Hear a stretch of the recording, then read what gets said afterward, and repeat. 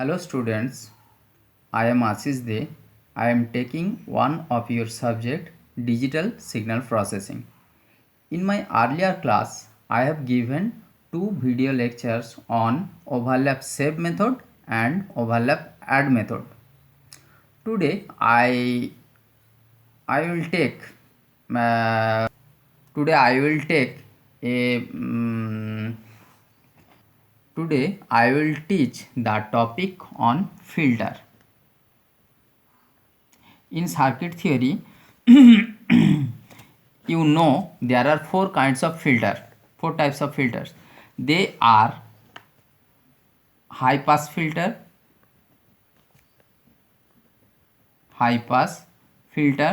now the frequency response of a high pass filter looks like this.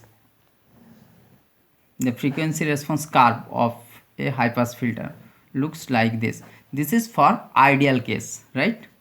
So this is the value 1, the value is 1. Suppose this is h j omega. Okay, that means this is the Fourier transform of impulse response of the filter. Okay, and in this side omega. Why capital omega? Because this is considered in continuous time domain. Okay, so this is the ideal response curve of a high pass filter, and this frequency is known as what? Omega c is what? This is cutoff frequency, right? Now in practical case, the response curve is we obtain like this. Okay, so there are some attenuation. Suppose the ideal curve is shown by dotted line, then the ideal portion will be this. Okay, so suppose this is the ideal curve. Okay, the value is 1. This is a j omega, that is the Fourier transform of the impulse response of the filter, right? So dotted line is shown, the ideal curve is shown by the dotted line. Okay, so there are some attenuation in this portion. Okay, here is also there are some magnitude in this portion. Okay, so this is the practical curve of a high pass filter. Okay, now there is another filter, that is low pass filter.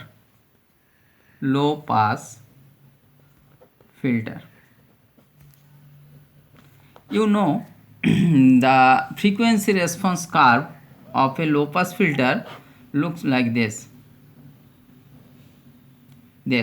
Okay, the value is 1. Here is h of j omega, and here is omega, and this is the cutoff frequency, right? So this is the ideal curve.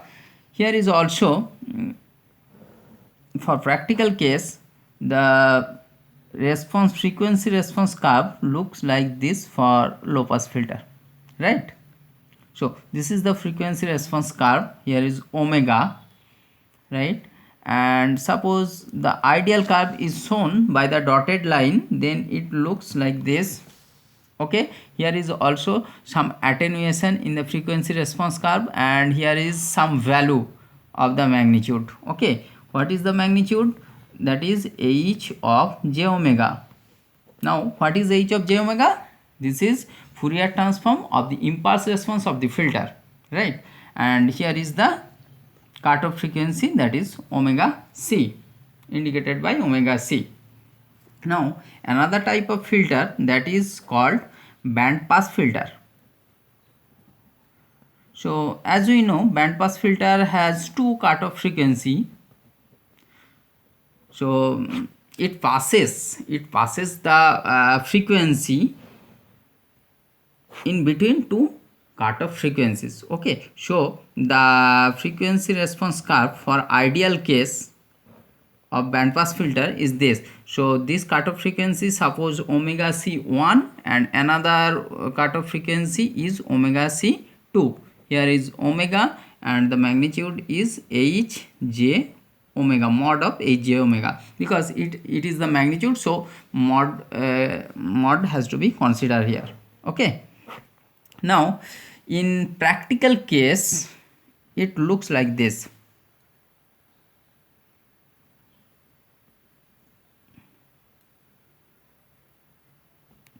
right? Here is omega and the magnitude is mod of Hj omega. Okay, and for ideal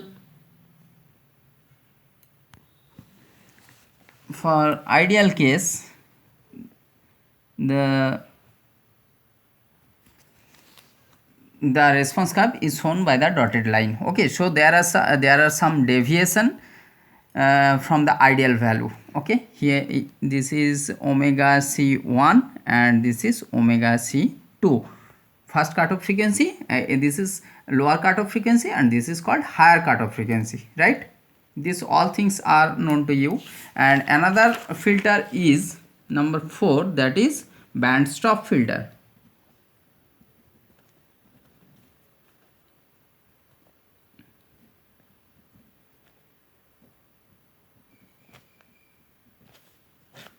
Band stop filter, right? Or band reject filter. Now the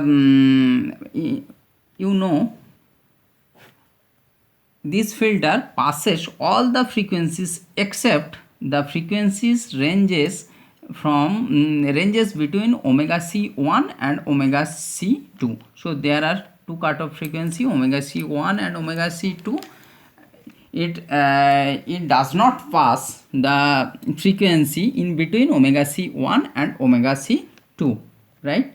And the magnitude of the impulse response, Fourier transform of impulse response is h of j omega, capital H of j omega, mod of capital H of j omega, right? Now in practical case this response looks like this.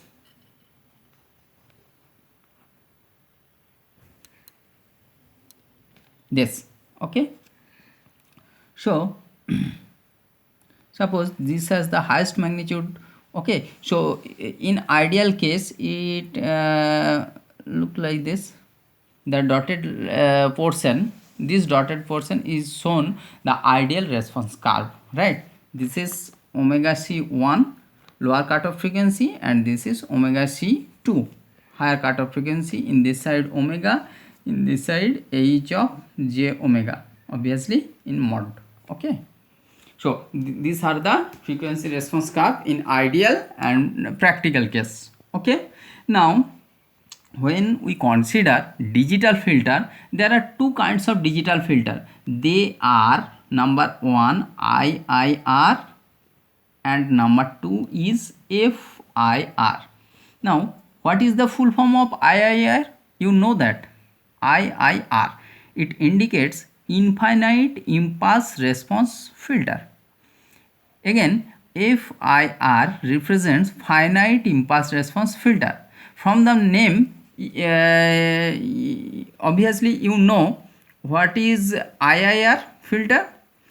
If the impulse response of the filter is in infinite duration, then the filter is called infinite impulse response filter. If the impulse response of the filter is in finite duration, then it is called finite impulse response filter. Okay, now there are two kinds of filter that are basically used for digital filter design. They are Butterworth filter, Butterworth, spelling is Butterworth, Butterworth filter, and number 2 is Chebyshev filter. So spelling is Chebyshev, Chebyshev filter. So there are two types of filter for designing digital filters. Okay, they are Butterworth filter and Chebyshev filter. Now let us study about Butterworth filter. So number 1 is Butterworth filter.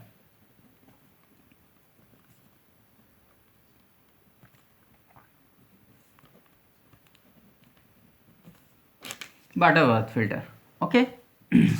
To design analog Butterworth filter, we have to know order of the filter. Okay. Now frequency response, the magnitude of Fourier transform of its impulse response of a Butterworth filter is expressed by a mod of h of j omega, that is expressed by 1 by 1 plus omega by omega c to the power 2n whole to the power half, that means root over, where n indicates order of the filter, that may be 1, 2, 3 like this. Okay, so this is the magnitude of Fourier transform of impulse response of a Butterworth filter. Okay, so this is standard specification. Okay, now when we consider normalized Butterworth filter, then for normalized Butterworth filter, the magnitude will be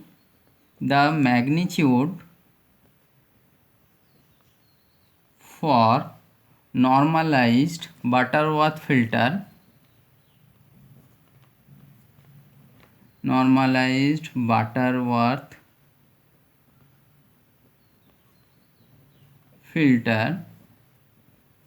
can be expressed by taking omega c equal to 1 radian per second. Okay, so when we put here omega c is equal to 1 radian per second, then it becomes normalized Butterworth filter, right? So then the magnitude becomes 1 by root over of 1 plus omega to the power 2n. So this is the magnitude of normalized Butterworth filter, where n order of the filter has maybe any value 1, 2, 3 like this way. Okay.